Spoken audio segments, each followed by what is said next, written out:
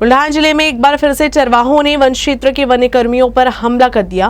मोताला तहसील में चरवाहों के हमले में 2 वन मजदूर जख्मी हुए हैं। चरवाहों को भगाने के लिए वन कर्मियों को हवा में गोली चलानी पड़ी। हमले में जख्मी वन मजदूरों को उपचार के लिए जिला सामान्य अस्पताल में भर्ती कराया गया है। बुल्ढाना जिले के मोताला तहसील के पश्चिम खैरखेड़ के बीट क्रमांक 327 में 2 साल पहले वृक्षारोपण किया गया था। इन पौधों के संरक्षण के लिए इस क्षेत्र में वन मजदूर विशेष निगरानी रख रहे हैं, लेकिन वारुली गांव के चरवाहे इस क्षेत्र में अपनी भेड़ों को चराने के लिए आए तो वहां मौजूद वन मजदूरों ने उन्हें समझाने की कोशिश की, लेकिन चरवाहों ने वन मजदूरों पर ही हमला कर दिया, जिससे डरकर वहां मौजूद वन मजदूर वहां से भाग निकले। लेकिन इस बात की जानकारी मिलने पर 2 वन मजदूर भरत राठौड़ और नारायण शेल के मौके पर पहुंचे और उन्होंने भी चरवाहों से भेड़ों को वहां से हटाने का अनुरोध किया, लेकिन कुछ चरवाहे उनकी बात को सुनने को ही राजी नहीं थे। दोनों वन मजदूरों पर लाठी डंडे से हमला कर दिया। बाद में चरवाहों को भगाने के लिए वन कर्मियों को हवा में गोलियां चलानी पड़ी। इस हमले में 2 वन मजदूर जख्मी हुए हैं। इस मामले में वन अधिकारियों ने बोराखेड़ी थाने में शिकायत दर्ज कराई है। तसंच आम्ही तिथे गेल्यानंतर आम्हाला फोन आला की इथं मेंढ्या चारणं चालू आहे। तसं आम्ही गेलो तिथं आमच्या पहिले 3 जणांवर मारहाण म्हणजे त्याला धमकी दाखवून तिथून प्लांटेशनच्या बाहेर काढले गेलं। तरी आम्ही तिथे गेलो, 2 जण गेलं तर डायरेक्ट आमच्यावर त्यानं डायरेक्ट बांबूच्या काड्यानं डायरेक्ट मारहाण सुरू केलं। तिथे गेल्यानंतर आमच्यावर बी यांनी आम्ही समजून सांगायला लागलो की बाबा तुम्ही मेंढ बाहेर काढा, तुम्ही प्लांटेशन टाकू नका, कारण की इथं रोप लावलेलं आहे। पण हे ऐकायला तयार नाही, आमच्यावर एकदम लाठी काठी एकदम चर्चा आमच्यावर केलेला आहे। अकोला जिले के पातुर तहसील के चन्नी पुलिस स्टेशन अंतर्गत खेटरे में कबाड़ ले जा रहे एक ऑटो नदी में गिर गया। गनीमत रही कि ऑटो के नीचे फंसे दोनों लोगों को ग्रामीणों ने सुरक्षित बाहर निकाल लिया, जिससे जीवित हानि टल गई। शिरपुर के कबाड़ व्यापारी शेख चांद अपने सहयोगियों के साथ एक ऑटो में कबाड़ भरकर रविवार को शिरपुर घर जा रहे थे। चालक को नदी के पानी का अनुमान नहीं होने से ऑटो नदी में गिर गया। गनीमत रही कि जैसे ही ग्रामीणों को घटना की जानकारी हुई, उन्होंने ऑटो के नीचे फंसे 2 लोगों को सुरक्षित बाहर निकाला, जिससे बड़ा हादसा टल गया। राज्य में जहां कुछ जिलों के नाम बदलने को लेकर विवाद शुरू है, वहीं बुल्ढाना जिले के नाम को लेकर असमंजस की स्थिति है। बुल्ढाना या बुल्ढाना क्या लिखा जाए, इसको लेकर लंबे समय से बहस चल रही है। ये संभ्रम विभिन्न सरकारी कार्यालयों में भी देखा जा सकता है। ऐसे में आम नागरिक भी असमंजस में है। लेकिन देश के स्वतंत्रता दिवस की पृष्ठभूमि में बुल्ढाना जिला कलेक्टर ने ये संभ्रम दूर करते हुए ये निर्देश दिया है कि अब से जिला या शहर का नाम लिखते समय बुल्ढाना लिखा जाए। ब्रिटिश काल के दौरान जिला मुख्यालय रहे भेल्ठाना का समय के साथ नाम बदल दिया गया। जिले के गैजेट में जिला मुख्यालय का उल्लेख बुल्ढाना के रूप में ही किया जाता है। अक्सर सरकारी व्यवहारों में ढा का प्रयोग किया जाता है, लेकिन समय के साथ इस नाम में ढा के बजाय डा बोला जाने लगा। स्वतंत्रता के अमृत महोत्सव के अवसर पर कलेक्टर कार्यालय की रंगाई पोताई की गई। उस समय भी बुल्ढाना की जगह बुल्ढाना ही लिखा गया। खास बात यह भी है कि मुख्य द्वार पर स्थित कलेक्टर कार्यालय बुल्ढाना लिखा गया है। बुल्ढाना जिले के नाम में अक्सर भ्रम निर्माण होता है, इसलिए जन्म प्रमाण पत्र, आधार कार्ड, TCI या अन्य महत्वपूर्ण दस्तावेजों पर भी जिले का नाम 2 तरह से लिखा जाता था। इसलिए कलेक्टर कार्यालय ने इन चर्चाओं पर विराम लगाने का फैसला किया है। जिले के सभी सरकारी कार्यालयों में जिले का नाम बदलने के निर्देश जारी कर दिए हैं। ये बदलाव कलेक्ट्रेट के बोर्ड पर भी नजर आ रहा है। अतः जिला प्रशासन ने आशा व्यक्त की है कि ब्रिटिश काल में भेल्ठाना के नाम से विख्यात बुल्ढाना जिले के नाम में नागरिक अब और भ्रमित नहीं होंगे। अकोला जिले में आज़ादी के अमृत महोत्सव के तहत हर घर तिरंगा अभियान बहुत खुशी और उत्साह के साथ मनाया गया। अब हर घर तिरंगा अभियान समाप्त हो गया है और हजारों घरों पर लगाए गए राष्ट्रीय ध्वज को नियमबद्ध रूप से उतारना शुरू कर दिया गया है। अकोला में हर घर पर हजारों तिरंगे फहराए गए।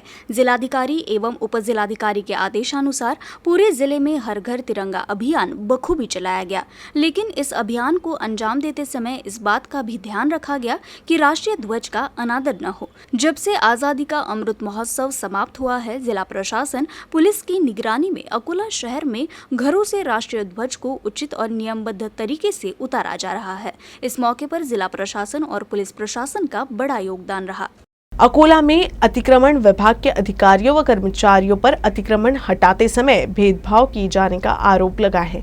कुछ विक्रेताओं का आरोप है कि अतिक्रमण के खिलाफ कार्रवाई में भेदभाव किया जा रहा है और अब इसके खिलाफ वो आंदोलन करेंगे। अकोला के शिवनी के बहुजन नगर स्थित मछली मार्केट में दुकानों को हटाने के आदेश के बाद अतिक्रमण विभाग के अधिकारियों ने बाजार की कुछ दुकानों का अतिक्रमण हटा लिया, लेकिन उसी बाजार में चिकन बेचने वाली दुकान का अतिक्रमण नहीं हटाया गया। इसके बाद स्थानीय विक्रेताओं ने अतिक्रमण विरोधी दस्ते के काम को लेकर सवाल उठाया है। विशाल साखरे ने मांग की है कि भेदभाव करने वाले अधिकारी कर्मचारियों के खिलाफ उचित कार्रवाई की जाए और मछली मार्केट स्थित चिकन बेचने वाली दुकान का अतिक्रमण हटाकर शहीद प्रशांत राउत का स्मारक बनाया जाए। उन्होंने चेतावनी भी दी कि यदि अतिक्रमण नहीं हटाया गया तो तीव्र आंदोलन करेंगे। हालांकि इसके बाद ये आश्वासन दिया गया था कि अतिक्रमण करने वाले के खिलाफ उचित कार्रवाई होगी, लेकिन अभी तक कार्रवाई नहीं होने से नाराज होकर विशाल साखरे आंदोलन पर बैठे हैं। त्यानंतरही मनपा अधिकारी यांनी तेथील अतिक्रमण धारकाला सहकार्य करून त्याचे अतिक्रमण न काढण्याबाबत त्याला सहकार्य केलं, म्हणून अतिक्रमण अधिकारी यांच्यावर कार्यवाही व्हावी आणि अतिक्रमणधारक शेख रशीद शेख लतीफ याचे चिकन मार्केटचे मध्ये असलेले दुकान लवकरात लवकर काढावे या मागणीकरिता आज रोजी आम्ही जिल्हाधिकारी कार्यालय या ठिकाणी आमरण उपोषणासाठी बसलेलो आहोत। अपने वक्तव्य के लिए हमेशा चर्चा में रहने वाले बुल्ढाना विधायक संजय गायकवाड़ ने एक बार फिर विपक्ष की आलोचना की है। बुल्ढाना में पत्रकारों से बात करते हुए विधायक संजय गायकवाड़ ने विपक्षी नेता अजित पवार पर करारा प्रहार करते हुए कहा कि आत्मरक्षा करना कोई अपराध नहीं है। अजित दादांनी ज्या पद्धतीनं काल 2-3 आमदारांना बोललो की दादागिरीचं आणि सरकार आलं, आता मला सांगा की महाराष्ट्रामध्ये तुम्ही आमदारांच्या गाड्यावर हल्ले करायला लागले, तुम्ही त्यांच्या कार्यालयावर हल्ले करता, तुम्ही त्यांच्या परिवारावर हल्ले करतात। मग आता स्वतःच्या परिवाराला रक्षण करण्याकरता काय माणसाने स्वतःची टीम तयार ठेवू नये? आत्मरक्षण करणं हा काही राज्यामध्ये गुन्हा आहे आणि काय आमदारांनी काय गुमान मार खायचा आहे? आणि आता मी पण जाहीरपणे सांगतो ना, जर कोणी समजा अशा प्रकारची वागणूक करत असेल तर मी पण तयार आहे। माझ्या गाडीत पण सगळ्या गोष्टी तयार असतात, माझी पण फौज तयार असते। तुम्ही जर अशा प्रकारचे काही अंगावर कोणी आक्रमण करणार नाही, कोणी हल्ला करणार नहीं तो प्रत्युत्तर येईल कशाला? एक्शनची रिएक्शन होत असते। बुल्ढाना में पत्रकारों से बात करते हुए विधायक संजय गायकवाड़ ने कहा कि सितंबर के महीने में राज्य में कैबिनेट विस्तार होगा। ते अतिरिक्त खाते म्हणता येणार नाही, हे रूटीनचेच खाते सर्व कॅबिनेट मंत्र्यांकडे माननीय मुख्यमंत्री उपमुख्यमंत्री दिलेले आहेत। आणि जे काही लोक बाहेर बोलतात की आता विस्तार एक्सपान्शन होणारच नाही, विस्तार होणार नाही, बाकीच्यांना खाते मिळणार नाही, तर प्रत्येक कॅबिनेट खात्याला राज्यमंत्री हा कायद्याने द्यावाच लागत असतो आणि त्या राज्यमंत्र्यांचा विस्तार हा सप्टेंबर महिन्यामध्ये होणार असल्याचं सन्माननीय मुख्यमंत्री उपमुख्यमंत्री सांगितलं आणि तो होणारच आहे। आणि उर्वरित जे काही आमदार ज्यांना मंत्रिपदाची बनण्याची इच्छा बाळगून आहेत त्यांचा त्याच्यामध्ये समावेश होणारच आहे। इस दौरान उन्होंने कहा कि बेईमानी की सरकार नहीं है बल्कि ये एक प्राकृतिक गठबंधन है, जबकि शिवसेना जब कांग्रेस और एनसीपी के साथ थी वो असल में बेईमानी था। हे सरकार जनतेने आपल्या मतदानातून निवडून दिलेलं सरकार आहे। ज्यावेळेला राज्यात मतदान झालं त्यावेळेला शिवसेना भाजप म्हणून लोकांनी मतदान केलं। हे बेईमानीचं सरकार नाही आहे, बेईमानी आम्ही भाजपशी केली होती, आमच्या लोकांनी केली होती। आता खऱ्या अर्थाने ही नैसर्गिक युतीचं सरकार या ठिकाणी आलेलं आहे। कोणी म्हणत असले बेईमानीचं सरकार आहे तर मी असं म्हणेन की बेईमान आता बाजूला पडलेले आहेत आणि हे ओरिजिनल लोक आतमध्ये आलेले आहेत। बुल्ढाना जिले के ज्ञानगंगा अभ्यारण्य के नजदीक ग्रामीण इलाके में सड़क पर एक तेंदुआ घूमते हुए नजर आया। रिहायशी इलाके के पास इस तरह से तेंदुए के घूमने से ग्रामीण दहशत में है। बुल्ढाना जिले के ज्ञानगंगा अभ्यारण्य के पास अक्सर वन्य प्राणी जंगल से बाहर निकलकर पास के गांव में घूमते हुए दिखाई देते हैं। ज्ञानगंगा अभ्यारण्य के पास ही सड़क पर एक तेंदुआ घूमता हुआ दिखाई दिया। बुल्ढाना खामगांव मार्ग भी इस अभ्यारण्य से सटा हुआ है, जिससे हिंसक प्राणी के इस तरह से नजर आने से लोगों में दहशत है। लगातार बारिश की वजह से सूर्य के दर्शन भी दुर्लभ हो गए हैं। बुल्ढाना जिले में एक सप्ताह के बाद बुधवार को सूर्य देव के दर्शन हुए। बुल्ढाना जिले में पिछले एक सप्ताह हुई लगातार बारिश की वजह से सूर्य देव के दर्शन नहीं हुए थे। अब बारिश ने ब्रेक ले लिया है, जिससे आसमान के साफ होने पर सूर्य देव नजर आए। लगातार बारिश से लोग भी परेशान हो गए थे। बुधवार को आसमान साफ देखकर किसान समेत सभी लोगों को राहत मिली है। बुल्ढाना शहर के पास अजंता पर्वत श्रृंखला के बीच सूर्य देव की लालिमा काफी मनमोहक लगी। सप्ताह भर के बाद उगते सूरज का ये नजारा लोगों को अपनी ओर आकर्षित किया।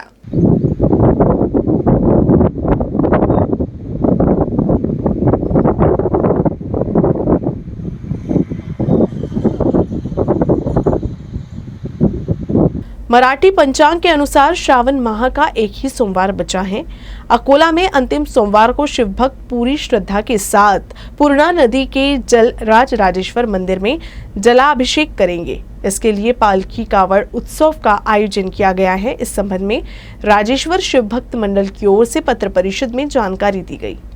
पिछले 2 साल से स्थगित अकोला में पालकी कावड़ महोत्सव को इस साल जिला प्रशासन ने अनुमति दे दी है। इसीलिए इस साल भक्तों का खासा उत्साह देखने को मिलेगा।